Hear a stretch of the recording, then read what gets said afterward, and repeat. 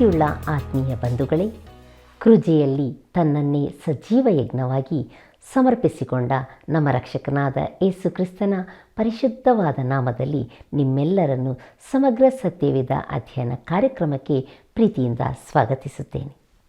ಪ್ರಿಯರಿ, ಅರಣ್ಯಕಾಂಡ ಪುಸ್ತಕದ ಅಧ್ಯಯನದಲ್ಲಿ ಪ್ರಾರಂಭದಿಂದ ಇಲ್ಲಿಯವರೆಗೆ ದೇವರು ನಮ್ಮನ್ನು ಮುನ್ನಡೆಸಿ ಆಳವಾದ ಸತ್ಯಗಳನ್ನು ತಿಳಿಸಿಕೊಟ್ಟಿದ್ದಾನೆ. ಇಂದು ನಾವು ಬಿಳಾಮನ ಕಥೆಯ ಮುಂದುವರಿದ ಭಾಗವನ್ನು, ಅವನ ದುರ್ಬೋಧನೆ, ಹೊಸ ತಲೆಮಾರಿನ ಖಾನೇಶಮಾರಿ ಎಂಬ ವಿಚಾರಗಳನ್ನು ಪ್ರಾರ್ಥನಾಪೂರ್ವಕವಾಗಿ ಧ್ಯಾನಿಸೋಣ.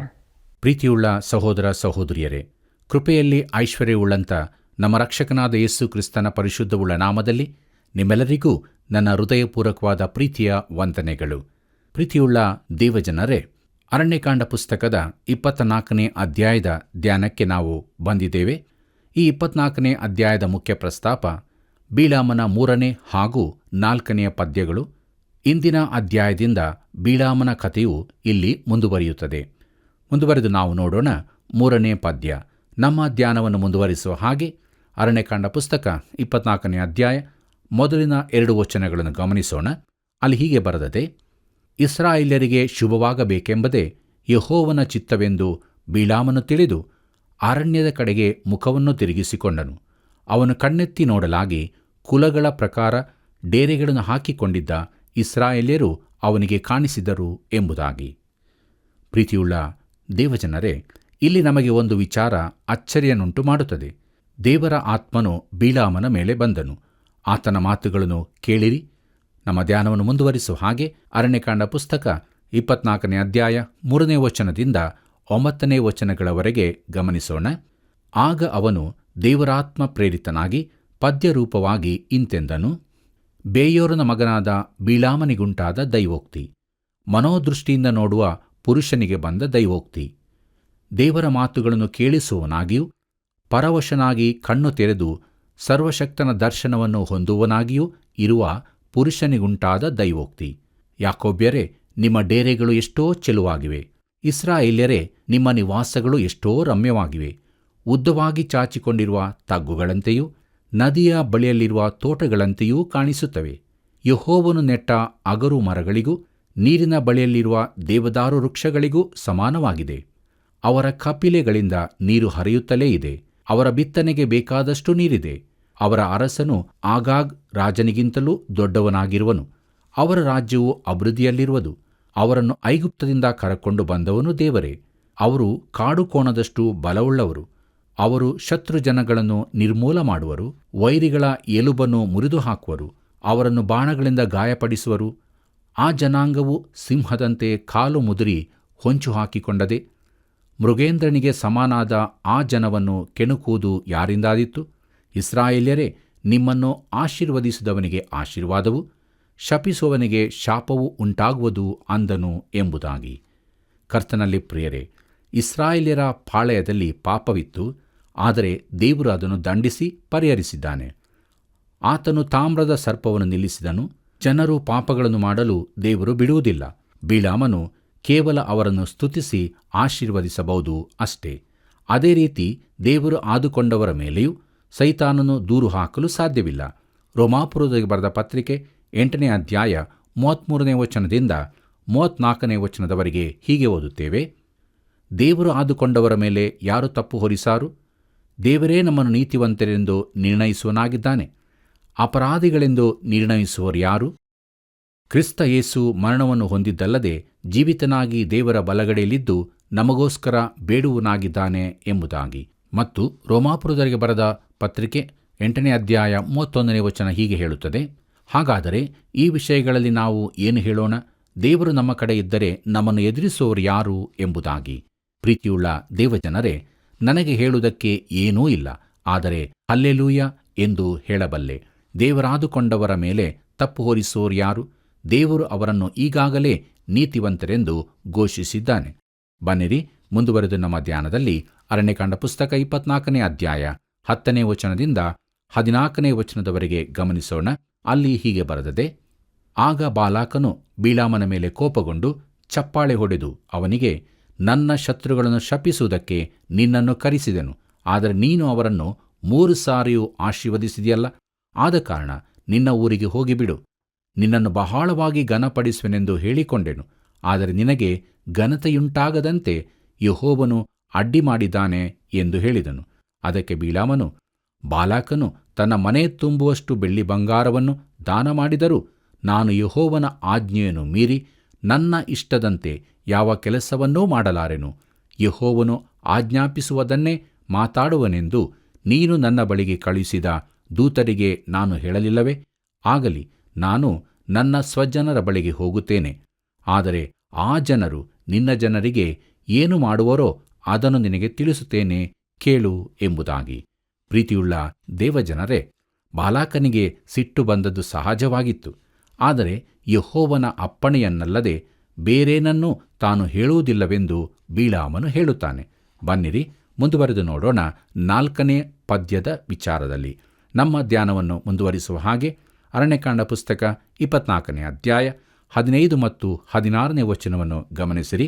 ಅಲ್ಲಿ ಹೀಗೆ ಬರೆದದೆ ಎಂದು ಹೇಳಿ ಪದ್ಯರೂಪವಾಗಿ ಹಿಂತೆಂದನು. ಬೇಯೋರನ ಮಗನಾದ ಬಿಳಾಮನಿಗುಂಟಾದ ದೈವೋಕ್ತಿ, ಮನೋದೃಷ್ಟಿಯಿಂದ ನೋಡುವ ಪುರುಷನಿಗೆ ಬಂದ ದೈವೋಕ್ತಿ. ದೇವರ ಮಾತುಗಳನ್ನು ಕೇಳುವವನು, ಪರವಶನಾಗಿ ಕಣ್ಣು ತೆರೆದು ಸರ್ವಶಕ್ತನ ದರ್ಶನವನ್ನು ಹೊಂದುವವನು ಆಗಿರುವ ಪುರುಷನಿಗುಂಟಾದ ದೈವೋಕ್ತಿ ಎಂಬುದಾಗಿ. ಪ್ರೀತಿಯುಳ್ಳ ದೇವಜನರೇ, ಇದನ್ನು ಜಾಗ್ರತೆಯಾಗಿ ಗಮನಿಸಿರಿ.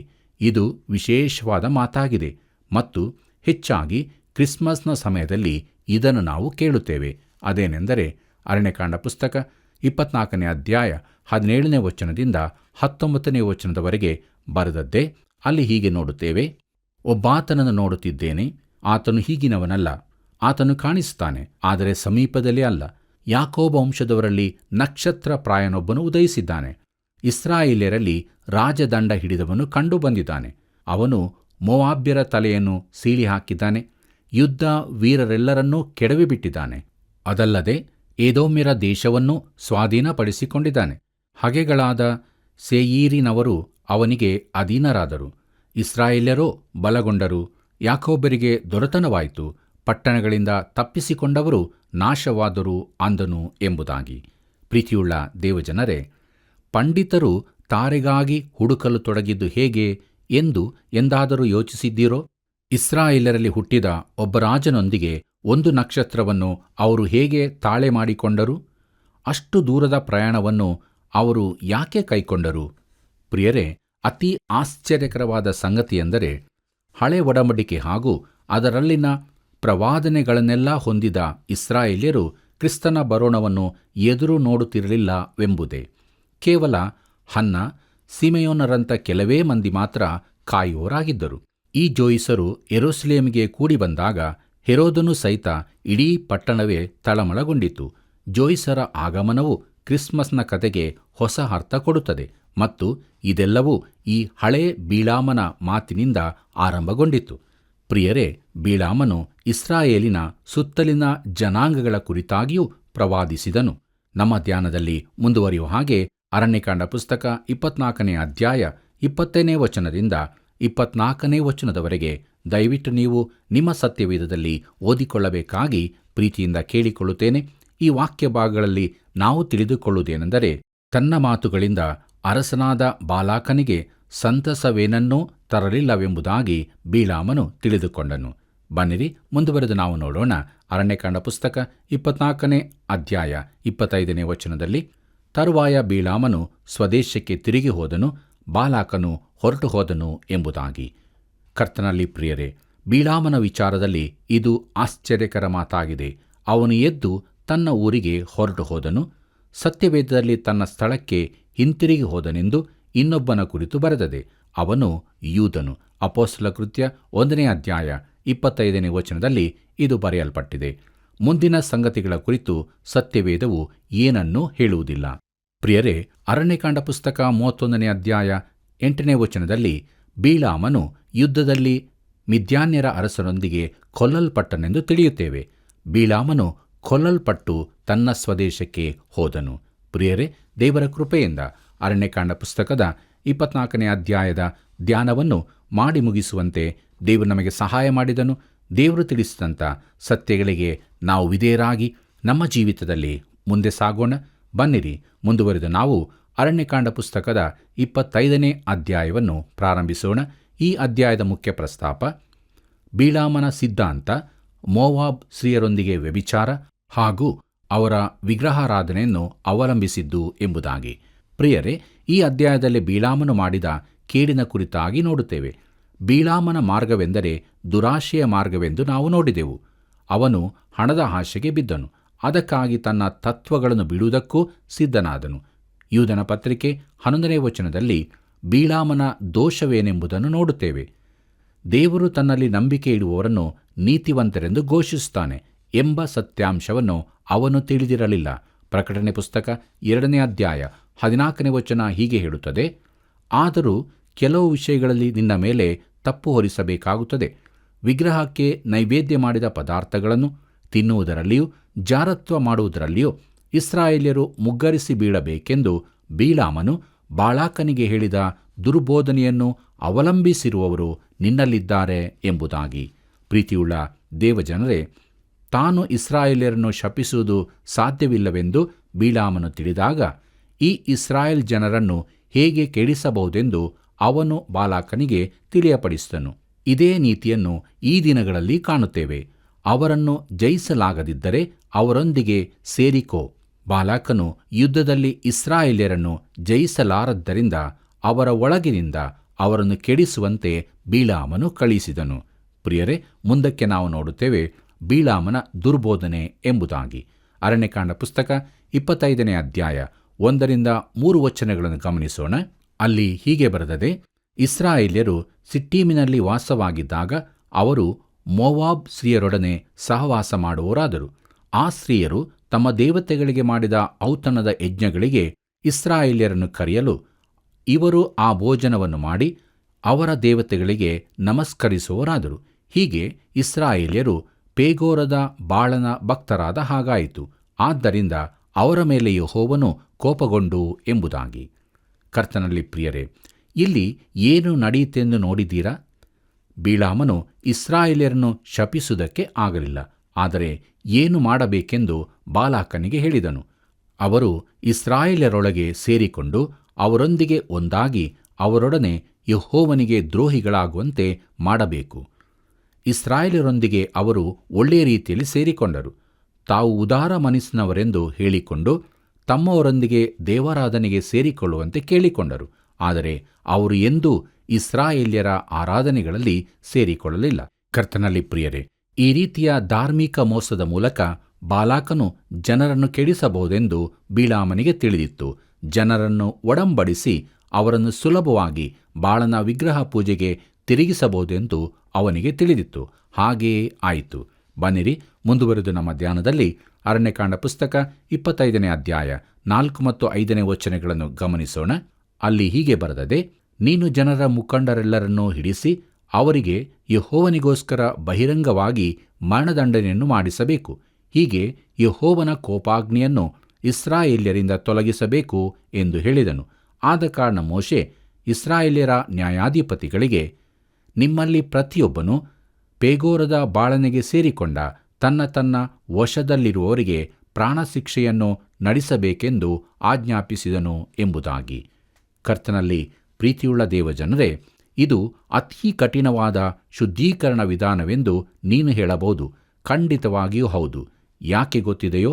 ಯಾಕೆಂದರೆ ಅದು ಮರಣಕರವಾದ ಹರಡುವ ರೋಗವಾಗಿದೆ. ಅದು ಮಾನವನನ್ನು ದೇವರಿಂದ ದೂರವಾಗುವಂತೆ ಮಾಡಿ ನರಕಕ್ಕೆ ಕಳುಹಿಸುವಂತಹದ್ದು. ಆದ್ದರಿಂದ ದೇವರು ಇಸ್ರಾಯೇಲ್ ಜನಾಂಗವನ್ನು ಉಳಿಸಲಿಕ್ಕಾಗಿ ಹೀಗೆ ಮಾಡಿದನು.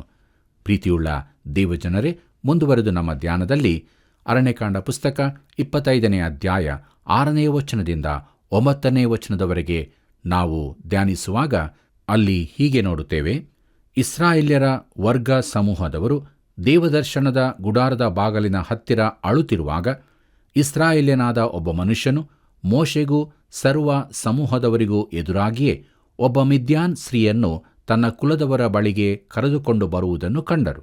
ಕೂಡಲೇ ಮಹಾಯಾಜಕ ಆರೋನನ ಮೊಮ್ಮಗನೂ ಎಲಾಜಾರನ ಮಗನೂ ಆದ ಫಿನೆಹಾಸನು ಸಭೆಯ ನಡುವೆಯಿಂದೆದ್ದು ಈಟಿಯನ್ನು ಕೈಯಲ್ಲಿ ಹಿಡಿದು ಆ ಇಸ್ರಾಯೇಲ್ಯನ ಹಿಂದೆ ಹೋಗಿ ಅವನು ಮಲಗುವ ಕೋಣೆಯನ್ನು ಹೊಕ್ಕು ಅವರಿಬ್ಬರನ್ನು, ಅಂದರೆ ಆ ಇಸ್ರಾಯೇಲ್ಯನನ್ನು ಆ ಸ್ತ್ರೀಯನ್ನು ಒಂದೇ ಏಟಿನಿಂದ ಹೊಟ್ಟೆಯಲ್ಲಿ ತಿವಿದು ಕೊಂದನು. ಆಗ ಇಸ್ರಾಯೇಲ್ಯರಿಗುಂಟಾಗಿದ್ದ ವ್ಯಾಧಿ ನಿಂತು ಹೋಯಿತು. ಆ ವ್ಯಾಧಿಯಿಂದ 24,000 ಮಂದಿ ಸತ್ತರು ಎಂಬುದಾಗಿ. ಕರ್ತನಲ್ಲಿ ಪ್ರಿಯರೇ, ಬಿಳಾಮನು ಈ ವಿಧವಾಗಿ ಇಸ್ರಾಯೇಲ್ಯರಿಗೆ ಶಾಪವನ್ನು ತಂದನು. ಇದೇ ಬಿಳಾಮನ ದುರ್ಬೋಧನೆ. ಪ್ರೀತಿಯುಳ್ಳ ಸಹೋದರ ಸಹೋದರಿಯರೇ, ಇದೇ ರೀತಿಯ ದುರ್ಬೋಧನೆ ಸಭೆಯೊಳಕ್ಕೆ ಹೊಕ್ಕು ಈ ದಿನಗಳಲ್ಲಿ ಪ್ರಬಲವಾಗುತ್ತಿದೆ.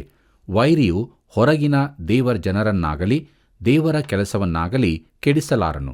ಸಭೆಗೆ ಹೊರಗಿನಿಂದ ಬಾಧಕಗಳು ಬರಲಿಲ್ಲ. ಪೆರ್ಗಮದ ಸಭೆಗೆ ಕರ್ತನು ಹೀಗೆ ಹೇಳಿದ್ದಾನೆ. ಪ್ರಕಟಣೆ ಪುಸ್ತಕ 2ನೇ ಅಧ್ಯಾಯ 14ನೇ ವಚನದಲ್ಲಿ, ಆದರೂ ಕೆಲವು ವಿಷಯಗಳಲ್ಲಿ ನಿನ್ನ ಮೇಲೆ ತಪ್ಪು ಹೊರಿಸಬೇಕಾಗುತ್ತದೆ. ವಿಗ್ರಹಕ್ಕೆ ನೈವೇದ್ಯ ಮಾಡಿದ ಪದಾರ್ಥಗಳನ್ನು ತಿನ್ನುವುದರಲ್ಲಿಯೂ ಜಾರತ್ವ ಮಾಡುವುದರಲ್ಲಿಯೂ ಇಸ್ರಾಯೇಲ್ಯರು ಮುಗ್ಗರಿಸಿ ಬೀಳಬೇಕೆಂದು ಬಿಳಾಮನು ಬಾಲಾಕನಿಗೆ ಹೇಳಿದ ದುರ್ಬೋಧನೆಯನ್ನು ಅವಲಂಬಿಸಿರುವವರು ನಿನ್ನಲ್ಲಿದ್ದಾರೆ ಎಂಬುದಾಗಿ. ಪ್ರಿಯರೇ, ಇದು ಬಿಳಾಮನ ದುರ್ಬೋಧನೆಯಾಗಿದೆ. ಸಭಾಚರಿತ್ರೆಯಲ್ಲಿ ಪೆರ್ಗಮ ಸಭೆಯನ್ನು ಆವರಿಸಿಕೊಂಡಿತು. ಅದು ಹೊರಗಿನಿಂದ ಬಂದ ಹಿಂಸೆಯಲ್ಲ. ಬಿಳಾಮನ ದುರ್ಬೋಧನೆಯು ಸಭೆಗೆ ಕೇಡನ್ನುಂಟು ಮಾಡಿತು. ಈ ಸೂತ್ರವು ಜೀವಿತದ ಎಲ್ಲ ಸಂಬಂಧಗಳಲ್ಲಿ ಇರುತ್ತದೆ. ಪ್ರೀತಿಯುಳ್ಳ ದೇವಜನರೇ, ಈಗ ಯಾಜಕತ್ವದ ಜವಾಬ್ದಾರಿಯು ಎಲ್ಲಾಜಾರನ ಮಗನಾದ ಫಿನೆಹಾಸನಿಗೆ ಕೊಡಲ್ಪಟ್ಟಿತು. ಮಿದ್ಯಾನ್ಯರನ್ನು ಕೊಲ್ಲಬೇಕೆಂದು ದೇವರು ಮೋಶೆಗೆ ಆಜ್ಞಾಪಿಸಿದನು. ಅಲ್ಲಿಗೆ ಈ ಅಧ್ಯಾಯವು ಕೊನೆಗೊಳ್ಳುತ್ತದೆ. ಪ್ರೀತಿಯುಳ್ಳ ಸಹೋದರ ಸಹೋದರಿಯರೇ, ಅರಣ್ಯಕಾಂಡ ಪುಸ್ತಕದ 25ನೇ ಅಧ್ಯಾಯದ 10ನೇ ವಚನದಿಂದ 18ನೇ ವಚನದವರೆಗೆ ದಯವಿಟ್ಟು ನೀವು ಓದಿಕೊಳ್ಳಬೇಕಾಗಿ ಪ್ರೀತಿಯಿಂದ ಕೇಳಿಕೊಳ್ಳುತ್ತೇನೆ. ಕರ್ತನಲ್ಲಿ ಪ್ರಿಯರೇ, ಈ ವಾಕ್ಯ ಭಾಗಗಳ ಮೂಲಕವಾಗಿ ನಾವು ತಿಳಿದುಕೊಳ್ಳುತ್ತೇವೆ, ಎಲ್ಲಾಜಾರನ ಮಗನು ಫಿನೆಹಾಸನು ದೇವರ ಗೌರವವನ್ನು ಕಾಪಾಡಿದರಿಂದ ಇಸ್ರಾಯೇಲ್ಯರ ಮೇಲಿದ್ದ ದೇವರ ಕೋಪವು ತೊಲಗಿ ಹೋಯಿತು ಎಂಬುದಾಗಿ. ಮಾತ್ರವಲ್ಲ, ಇದಕ್ಕೆ ತಕ್ಕ ಆಶೀರ್ವಾದವು ಆ ಸಂತತಿಗೆ ಯಾವಾಗಲೂ ದೊರಕಿತು. ಪ್ರೀತಿಯುಳ್ಳ ದೇವಜನರೇ, ಇಲ್ಲಿಗೆ ನಾವು ಅರಣ್ಯಕಾಂಡ ಪುಸ್ತಕದ 25ನೇ ಅಧ್ಯಾಯದ ಧ್ಯಾನವನ್ನು ಮಾಡಿ ಮುಗಿಸಿದೆವು. ದೇವರಿಗೆ ಸ್ತೋತ್ರವಾಗಲಿ. ಮುಂದಕ್ಕೆ ನಾವು ಹೋಗುವಾಗ ಅರಣ್ಯಕಾಂಡ ಪುಸ್ತಕ 26ನೇ ಅಧ್ಯಾಯದ ಧ್ಯಾನವನ್ನು ಪ್ರಾರಂಭಿಸೋಣ. ಪ್ರಿಯರೇ, ಈ ಅಧ್ಯಾಯದ ಮುಖ್ಯ ಪ್ರಸ್ತಾಪ ಹೊಸ ತಲೆಮಾರಿನ ಕಾನೇಶುಮಾರಿ ಎಂಬುದಾಗಿ. ಅರಣ್ಯಕಾಂಡದಲ್ಲಿ ಹೊಸ ಭಾಗ ಪ್ರಾರಂಭವಾಗಿ ಇದು ಮೊದಲನೆಯ ಅಧ್ಯಾಯವಾಗಿದೆ. ಹೊಸ ತಲೆಮಾರಿನವರು ಕಾನಾನ್ ದೇಶ ಪ್ರವೇಶಿಸುವುದಕ್ಕೆ ಸಿದ್ಧರಾಗುತ್ತಿದ್ದಾರೆ. ಅರಣ್ಯಕಾಂಡದ ಉಳಿದ ಭಾಗವು ಈ ಸಿದ್ಧತೆಯ ಕುರಿತಾಗಿಯೇ ಇದೆ. ಮುಂದಕ್ಕೆ ನಾವು ನೋಡುತ್ತೇವೆ ಹೊಸ ತಲೆಮಾರಿನ ಕಾನೇಶುಮಾರಿ ಎಂಬುದಾಗಿ. ಪ್ರೀತಿಯುಳ್ಳ ದೇವಜನರೇ, ಅವರ ಅರಣ್ಯ ಪ್ರಯಾಣದ 2ನೇ ವರ್ಷದಲ್ಲಿ ತೆಗೆದ ಕಾನೇಶುಮಾರಿಗೂ ಈ 40ನೇ ವರ್ಷದಲ್ಲಿನ ಕಾನೇಶುಮಾರಿಗೂ ಹೋಲಿಸಿ ನೋಡಿದಾಗ ವಿಶೇಷವಾದ ಬದಲಾವಣೆ ಇರುವುದನ್ನು ಕಾಣುತ್ತೇವೆ. ಕೆಯ್ಲ್ ಹಾಗೂ ಡೆಲೀಜ್ ಅವರು ತಯಾರಿಸಿದ ಈ ಪಟ್ಟಿಯಲ್ಲಿ ಕಾಣುವಂತೆ ಕೆಲವು ಕುಲದವರಲ್ಲಿ ಜನಸಂಖ್ಯೆ ಹೆಚ್ಚಿರುವುದಾದರೆ ಇನ್ನೂ ಕೆಲವು ಕುಲಗಳಲ್ಲಿ ಈ ಸಂಖ್ಯೆ ಕಡಿಮೆಯಾದುದನ್ನು ಕಾಣುತ್ತದೆ. ಇಡೀ ಸಮೂಹದವರಲ್ಲಿ 1820 ಮಂದಿ ಕಡಿಮೆಯಾಗಿದ್ದಾರೆ. ಉದಾಹರಣೆಗೆ, ರೂಬೇನ್ ಕುಲದಲ್ಲಿ 2770 ಮಂದಿ ಕಡಿಮೆಯಾಗಿದ್ದಾರೆ. ಬನ್ನಿರಿ, ನಮ್ಮ ಧ್ಯಾನವನ್ನು ಮುಂದುವರಿಸುವ ಹಾಗೆ ಅರಣ್ಯಕಾಂಡ ಪುಸ್ತಕ 26ನೇ ಅಧ್ಯಾಯ 7ನೇ ವಚನವನ್ನು ಗಮನಿಸೋಣ. ರೂಬೇನ್ಯರಾದ ಇವರಲ್ಲಿ ಲೆಕ್ಕಿಸಲ್ಪಟ್ಟವರು 43,730 ಮಂದಿ. ಪ್ರಿಯರೇ, ಮೊದಲನೇ ಅಧ್ಯಾಯದಲ್ಲಿ ಕೊಡಲ್ಪಟ್ಟ ಕಾನೇಶುಮಾರಿಯಲ್ಲಿ ನೋಡಿದಾಗ ರೂಬೇನ್ ಕುಲದವರಲ್ಲಿ ಲೆಕ್ಕಿಸಲ್ಪಟ್ಟವರ ಸಂಖ್ಯೆ 46,500 ಆಗಿತ್ತು ಎಂಬುದಾಗಿ ನೋಡುತ್ತೇವೆ. ಇದು 40 ವರ್ಷಗಳ ಮೊದಲು ಅವರು ಪ್ರಯಾಣ ಹೊರಟಾಗ ಇದ್ದ ಸಂಖ್ಯೆಯಾಗಿತ್ತು. ಇದಕ್ಕೆ ಹೋಲಿಸಿದಾಗ ರೂಬೇನ್ ಕುಲಕ್ಕೆ ಬದಲಾಗಿ ದಾನ್ ಕುಲದ ಸಂಖ್ಯೆ ಬಹಳವಾಗಿ ಹೆಚ್ಚಾಗಿದೆ. ನಮ್ಮ ಧ್ಯಾನವನ್ನು ಮುಂದುವರಿಸುವ ಹಾಗೆ ಅರಣ್ಯಕಾಂಡ ಪುಸ್ತಕ 26ನೇ ಅಧ್ಯಾಯ 42 ಮತ್ತು 43ನೇ ವಚನವನ್ನು ಗಮನಿಸೋಣ. ಅಲ್ಲಿ ಹೀಗೆ ಬರೆದದೆ, ದಾನ್ ಕುಲದ ಕುಟುಂಬಗಳು ಯಾವುದೆಂದರೆ ಶೂಹಾಮನ ವಂಶಸ್ಥರಾದ ಶೂಹಾಮ್ಯರು. ದಾನ್ ಕುಲದವರಾದ ಇವರಲ್ಲಿ ಲೆಕ್ಕಿಸಲ್ಪಟ್ಟವರು 64,400 ಮಂದಿ ಎಂಬುದಾಗಿ. ಪ್ರಿಯರೇ, ಮೊದಲನೇ ಕಾನೇಶುಮಾರಿಯಲ್ಲಿ ದಾನನ ಕುರಿತು ಹೀಗೆ ಹೇಳಿಯದೆ, ದಾನ್ ವಂಶದವರಲ್ಲಿ ಲೆಕ್ಕಿಸಲ್ಪಟ್ಟವರು 62,700 ಮಂದಿ, ಅಂದರೆ ದಾನ್ ಕುಲದವರ ಸಂಖ್ಯೆ 1,700 ಮಂದಿ ಹೆಚ್ಚಾಗಿದ್ದಾರೆ ಎಂಬುದನ್ನು ತೋರಿಸುತ್ತದೆ. ಪ್ರೀತಿಯುಳ್ಳ ದೇವಜನರೇ, ಆದರೂ ಎರಡನೇ ಕಾನೇಶ್ಮಾರಿಯಿಂದ ತಿಳಿಯಲ್ಪಟ್ಟ ಸಂಗತಿ ಏನೆಂದರೆ ಇಸ್ರಾಯೇಲ್ಯರ ಸಂಖ್ಯೆ 1820 ಕಡಿಮೆಯಾಗಿದೆ ಎಂದು. ಹಳೆಯ ತಲೆಮಾರಿನವರು ಅರಣ್ಯ ಮಾರ್ಗದಲ್ಲಿ ಸತ್ತು ಹೋದರು. ದೇವರು ಇದನ್ನು ಹೇಳಿದ್ದನು. ಅರಣ್ಯಕಾಂಡ ಪುಸ್ತಕ 14ನೇ ಅಧ್ಯಾಯ 29ನೇ ವಚನ ಹೀಗೆ ಹೇಳುತ್ತದೆ, ನಿಮ್ಮ ಶವಗಳು ಈ ಅರಣ್ಯದಲ್ಲಿಯೇ ಬೀಳುವವು. ನೀವು ನನಗೆ ವಿರೋಧವಾಗಿ ಗುಣುಗುಟ್ಟಿದ್ದರಿಂದ ನಿಮ್ಮಲ್ಲಿ ಲೆಕ್ಕಿಸಲ್ಪಟ್ಟವರು, ಅಂದರೆ 20 ವರ್ಷ ಮೊದಲುಗೊಂಡು ಹೆಚ್ಚಾದ ವಯಸ್ಸುಳ್ಳವರೆಲ್ಲರೂ ಅರಣ್ಯದಲ್ಲೇ ಸಾಯುವರು ಎಂಬುದಾಗಿ. ಹಾಗೆಯೇ ಆಯಿತು ಪ್ರಿಯರೇ. ಪ್ರೀತಿಯುಳ್ಳ ದೇವಜನರೇ, ನಮ್ಮ ಧ್ಯಾನವನ್ನು ಮುಂದುವರಿಸುವ ಹಾಗೆ ಅರಣ್ಯಕಾಂಡ ಪುಸ್ತಕ 26ನೇ ಅಧ್ಯಾಯ 64 ಮತ್ತು 65ನೇ ವಚನವನ್ನು ಗಮನಿಸೋಣ. ಅಲ್ಲಿ ಹೀಗೆ ಬರೆದದೆ, ಮೋಶೆಯು ಯಾಜಕನಾದ ಆರೋನನು ಸೀನಾಯಿ ಅರಣ್ಯದಲ್ಲಿ ಇಸ್ರಾಯೇಲರ ಸಂಖ್ಯೆಯನ್ನು ನೋಡಿದಾಗ ಲೆಕ್ಕಿಸಲ್ಪಟ್ಟವರೊಳಗೆ ಒಬ್ಬರಾದರೂ ಇರಲಿಲ್ಲ. ಅವರೆಲ್ಲರೂ ಅರಣ್ಯದಲ್ಲೇ ಸಾಯುವರೆಂದು ಯೆಹೋವನು ಅವರ ವಿಷಯದಲ್ಲಿ ಹೇಳಿದ್ದಾನಷ್ಟೇ. ಆದುದರಿಂದ ಯೆಫುನ್ನೆಯ ಮಗನಾದ ಕಾಲೇಬ್ ಮತ್ತು ನೂನನ ಮಗನಾದ ಯೆಹೋಶುವ ಇವರಿಬ್ಬರೇ ಹೊರತಾಗಿ ಅವರಲ್ಲಿ ಯಾರೂ ಉಳಿಯಲಿಲ್ಲ ಎಂಬುದಾಗಿ. ಪ್ರೀತಿಯುಳ್ಳ ಸಹೋದರ ಸಹೋದರಿಯರೇ, ಈಗ ಇರುವವರು ಹೊಸ ತಲೆಮಾರಿನವರಾಗಿದ್ದರು. ಹಳೆ ತಲೆಮಾರಿನವರಲ್ಲಿ ಯೆಹೋಶುವ ಮತ್ತು ಕಾಲೇಬರನ್ನು ಬಿಟ್ಟು ಉಳಿದವರೆಲ್ಲರೂ ಸತ್ತು ಹೋಗಿದ್ದರು. 20 ವರ್ಷಗಳ ಕೆಳಗಿರುವವರನ್ನು ದೇವರು ಕಾದೇಶ್ ಬರ್ನಿಯದಲ್ಲಿನ ದಂಗೆಗೆ ಜವಾಬ್ದಾರನಾಗಿ ಮಾಡಲಿಲ್ಲ. ಜವಾಬ್ದಾರಿ ಹೊಂದತಕ್ಕ ಪ್ರಾಯದ ಕುರಿತಾಗಿ ಇದು ನಮಗೆ ತುಸು ಸೂಚನೆಯನ್ನು ಕೊಡುತ್ತದೆ. ಅದು ಎಷ್ಟೆಂದು ನನಗೆ ತಿಳಿದಿಲ್ಲ. ಮತ್ತೊಂದು 20 ವರ್ಷವೆಂದು ನಾನು ಹೇಳುವುದಿಲ್ಲ. ಆದರೆ ನಮ್ಮಲ್ಲಿ ಅನೇಕರು ನೆನೆಸುವುದಕ್ಕಿಂತ ಅದು ಹೆಚ್ಚಿನದಾಗಿರಬಹುದು. ಇಬ್ಬರನ್ನು ಬಿಟ್ಟು ಈಗ ಇರುವವರೆಲ್ಲರೂ ಹೊಸ ತಲೆಮಾರಿನವರಾಗಿದ್ದರು. ಈ ಇಬ್ಬರ ಕುರಿತಾಗಿ ಯೆಹೋಶುವನ ಪುಸ್ತಕದಲ್ಲಿ ಇನ್ನೂ ಹೆಚ್ಚಾಗಿ ನಾವು ತಿಳಿಯುತ್ತೇವೆ. ಪ್ರೀತಿಯುಳ್ಳ ದೇವಜನರೇ, ಇಲ್ಲಿಗೆ ನಾವು ಅರಣ್ಯಕಾಂಡ ಪುಸ್ತಕದ 26ನೇ ಅಧ್ಯಾಯದ ಧ್ಯಾನವನ್ನು ಮಾಡಿ ಮುಗಿಸುವಂತೆ ದೇವರು ಸಹಾಯ ಮಾಡಿದ್ದಾನೆ. ದೇವರ ಒಂದೊಂದು ಮಾತುಗಳಿಗಾಗಿ ದೇವರಿಗೆ ಸ್ತೋತ್ರ ಹೇಳೋಣ. ಮುಂದುವರೆದು ನಾವು ಕಾರ್ಯಕ್ರಮದ ಅಂತ್ಯಭಾಗದಲ್ಲಿ 27ನೇ ಅಧ್ಯಾಯದ ಪೀಠಿಗೆ ಭಾಗವನ್ನು ನೋಡೋಣ. ಪ್ರಿಯರೇ, 27ನೇ ಅಧ್ಯಾಯದ ಮುಖ್ಯ ಪ್ರಸ್ತಾಪ ಸ್ತ್ರೀಯರ ಕುರಿತಾದ ಸಮಸ್ಯೆ. ದೇವರು ಅವರ ಕೇಳಿಕೆಯನ್ನು ಮನ್ನಿಸುತ್ತಾನೆ. ಮೋಶೆ ಮರಣಕ್ಕೆ ಸಿದ್ಧನಾಗಬೇಕಾದದ್ದು ಎಂಬುದಾಗಿದೆ. ಪ್ರೀತಿಯುಳ್ಳ ದೇವಜನರೇ, ಹೊಸ ತಲೆಮಾರು ಎಂಬ ಅರಣ್ಯಕಾಂಡದ ಭಾಗದಲ್ಲಿ ನಾವಿದ್ದೇವೆ. ಕಾನೇಶುಮಾರಿ ತೆಗೆಯಲ್ಪಟ್ಟಾಗ ಮೊದಲನೇ ಕಾನೇಶುಮಾರಿಯಲ್ಲಿ ಲೆಕ್ಕಿಸಲ್ಪಟ್ಟವರಲ್ಲಿ ಕಾಲೇಬ ಯೆಹೋಶುವರು ಮಾತ್ರ ಉಳಿದಿದ್ದರು. ಅಂದರೆ 20 ವರ್ಷ ಮೇಲ್ಪಟ್ಟ ಪ್ರತಿಯೊಬ್ಬರೂ ಆ 40 ವರ್ಷದ ಅವಧಿಯಲ್ಲಿ ಸತ್ತು ಹೋಗಿದ್ದರು. ಅದು ಅರಣ್ಯದಲ್ಲಿನ ಅತಿ ಕಠಿಣವಾದ ಮಾರ್ಗವಾಗಿತ್ತು. ಆದ್ದರಿಂದ ಅವರೆಲ್ಲರೂ ಸತ್ತು ಹೋದರು. ಈಗ ಇಸ್ರಾಯೇಲ್ಯರಲ್ಲಿ ಹೊಸ ತಲೆಮಾರಿನವರು ಮಾತ್ರ ಇದ್ದರು. ಆದರೆ ಈ ಹೊಸ ತಲೆಮಾರಿನವರಿಗೆ ಹೊಸ ಸಮಸ್ಯೆಗಳು ಎದುರಾದವು. ಪ್ರತಿಯೊಂದು ತಲೆಮಾರಿನವರಿಗೂ ಅವರದೇ ಆದ ಸಮಸ್ಯೆಗಳಿರುವುದರಿಂದ ಒಂದು ತಲೆಮಾರಿನವರು ಇನ್ನೊಂದು ತಲೆಮಾರಿನವರನ್ನು ಅರ್ಥ ಮಾಡಿಕೊಳ್ಳುವುದು ಕಷ್ಟ. ಒಬ್ಬರು ಈ ಕುರಿತು ಹೀಗೆ ಹೇಳಿದ್ದಾರೆ, ನೀವು ಯುವಕರಾಗಿದ್ದಾಗ ಹಳೆಯ ತಲೆಮಾರಿನವರನ್ನು ಟೀಕೆ ಮಾಡಿದಿರಿ, ಆದರೆ ಮುದುಕರಾದಾಗ ಹೊಸ ತಲೆಮಾರಿನವರನ್ನು ದೂರುತ್ತೀರಿ.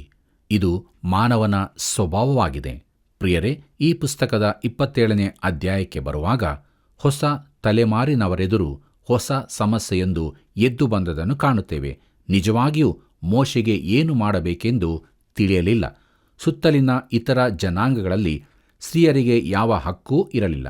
ಆದ್ದರಿಂದ ಮೋಶೆ ಕರ್ತನನ್ನು ಬೇಡಿಕೊಳ್ಳಬೇಕಾಯಿತು. ಆ ಜನಾಂಗಗಳಲ್ಲಿ ಸ್ತ್ರೀಯರನ್ನು ಚರಾಸ್ತಿಯೆಂದು ಪರಿಗಣಿಸಲಾಗುತ್ತಿತ್ತು. ಪ್ರೀತಿಯುಳ್ಳ ದೇವಜನರೇ, ನಮ್ಮ ಸ್ಥಿತಿ ಹೇಗಿದೆ? ನಾವು ಯಾವಾಗಲೂ ದೂರುವವರೇ ಆಗಿದ್ದೇವೆಯೋ? ನಮ್ಮನ್ನು ದೇವರ ವಾಕ್ಯದ ಬೆಳಕಿನಲ್ಲಿ ಪರೀಕ್ಷೆ ಮಾಡಿಕೊಳ್ಳೋಣ. ಯಾವ ವಿಷಯಕ್ಕಾಗಿ ಕೂಡ ಗುಣಗುಟ್ಟದೆ ದೇವರಿಟ್ಟಂಥ ಸ್ಥಿತಿಯಲ್ಲಿ ಆತನಿಗೆ ನಂಬಿಗಸ್ತಿಕೆರಾದ ಜೀವಿತವನ್ನು ಜೀವಿಸೋಣ. ಹೀಗಾಗುವಂತೆ ದೇವರು ತಾನೇ ನಮಗೆ ಸಹಾಯ ಮಾಡಲಿ. ಕರ್ತನ ಕೃಪೆಯು ಸದಾ ನಿಮ್ಮ ಸಂಗಡ ಇರಲಿ. ಪ್ರಿಯರೇ, ಇಂದಿನ ನಮ್ಮ ಅಧ್ಯಯನದಲ್ಲಿ ಬಿಳಾಮನ 3ನೇ ಹಾಗೂ 4ನೇ ಪದ್ಯದ ಗೂಢಾರ್ಥವನ್ನು ತಿಳಿದುಕೊಂಡು ಅವನ ದುರ್ಬೋಧನೆಯು ಹೇಗೆ ಇಸ್ರಾಯೇಲ್ಯರಿಂದ ದೂರ ಮಾಡಿತು ಎಂಬ ಸತ್ಯವನ್ನು ಹಾಗೂ ಅರಣ್ಯಕಾಂಡದಲ್ಲಿ ಹೊಸ ಭಾಗದ ಪ್ರಾರಂಭ, ಹೊಸ ತಲೆಮಾರಿನ ಕಾನೇಶುಮಾರಿಯಲ್ಲಿ ಇಸ್ರಾಯೇಲ್ಯರ ಸಮೂಹದಲ್ಲಿ 1820 ಮಂದಿ ಕಡಿಮೆಯಾದದ್ದು ಎಂಬ ಸತ್ಯಗಳನ್ನು ಅರಿತುಕೊಂಡಿರುವ ನಾವು ಅನುದಿನವೂ ದೇವರಲ್ಲಿ ಜವಾಬ್ದಾರಿಯುತವಾದ ಜೀವಿತವನ್ನು ಜೀವಿಸೋಣ. ಬನ್ನಿರಿ, ಪ್ರಾರ್ಥನೆ ಮಾಡೋಣ. ಸರ್ವಸೃಷ್ಟಿಕರ್ತನೇ, ನಿನ್ನಾಮಕ್ಕೆ ಅನಂತ ಸ್ತೋತ್ರವಾಗಲಿ. ಹೌದು ಕರ್ತನೇ, ನಿನ್ನ ಉನ್ನತವಾದ ಆಲೋಚನೆಯ ನಿಮಿತ್ತ ಲೋಕದಲ್ಲಿ ಕುಟುಂಬವನ್ನು ಸ್ಥಾಪಿಸಿದಿ. ಸ್ವಾಮಿ, ಕುಟುಂಬವು ನಿನ್ನ ಕಣ್ಮಣಿಯಾಗಿದೆ. ಕರ್ತನೇ, ಕುಟುಂಬದಲ್ಲಿ ಆರಾಧನೆಯು ನೆರವೇರಬೇಕೆಂಬುದು ನಿನ್ನ ಚಿತ್ತವಾಗಿದೆ. ಸ್ವಾಮಿ, ಕುಟುಂಬದಲ್ಲಿ ಪತಿ ಪತ್ನಿಯರು ನಿನ್ನ ವಾಕ್ಯದ ರೀತಿಯಲ್ಲಿ ಸ್ವಾಮಿ ಒಂದೇ ಶರೀರವಾಗಿ ಸಾಕ್ಷಿಯಾಗಿ ಜೀವಿಸುವಂತೆ ಕೃಪೆಯನ್ನು ಅನುಗ್ರಹಿಸು. ಅವರ ಸಾಕ್ಷಿಯ ಜೀವಿತದ ಮೂಲಕ ಮಕ್ಕಳು ಸಹ ಕರ್ತನೇ ನಿನ್ನ ಹಾದಿಯಲ್ಲಿ ನಡೆಯುವಂತೆ ನಡೆಸು ಕರ್ತನೆ. ಇಡೀ ಕುಟುಂಬವನ್ನು ಆಶೀರ್ವದಿಸು. ಕುಟುಂಬದಲ್ಲಿರುವ ಪ್ರತಿಯೊಬ್ಬೊಬ್ಬ ಸದಸ್ಯರನ್ನು ಆಶೀರ್ವದಿಸು ಕರ್ತನೆ. ಒಟ್ಟಿನಲ್ಲಿ ಕರ್ತನೆ, ಕ್ರೈಸ್ತ ಕುಟುಂಬಗಳ ಮೂಲಕ ಸ್ವಾಮಿ ನಿನಗೆ ಮಾತ್ರ ಮಹಿಮೆಯಾಗಬೇಕೆಂದು ಈ ಪ್ರಾರ್ಥನೆಯನ್ನು ನಮ್ಮ ರಕ್ಷಕನಾದ ಯೇಸು ಕ್ರಿಸ್ತನ ಪರಿಶುದ್ಧವಾದ ನಾಮದಲ್ಲಿ ಬೇಡಿ ಹೊಂದಿದ್ದೇವೆ ಸ್ವಾಮಿ. ಆಮೇನ್. ಪ್ರಿಯರೇ, ದೇವರ ವಾಕ್ಯದ ಧ್ಯಾನವು ಆಳವಾಗಿಯೂ ಅರ್ಥಗರ್ಭಿತವಾಗಿಯೂ ಇತ್ತಲ್ಲವೇ? ನಾವು ಹೊಂದಿದ ಆತ್ಮಿಕ ಆಶೀರ್ವಾದವನ್ನು ಇತರರೂ ಸಹ ಹೊಂದಿಕೊಳ್ಳಲು ಇಂದೇ ನಮ್ಮ ಮೊಬೈಲ್ ಸಂಖ್ಯೆಗೆ ಕರೆ ಮಾಡಿರಿ. ತಿರುಗಿ ಭೇಟಿಯಾಗೋಣ. ವಂದನೆಗಳು.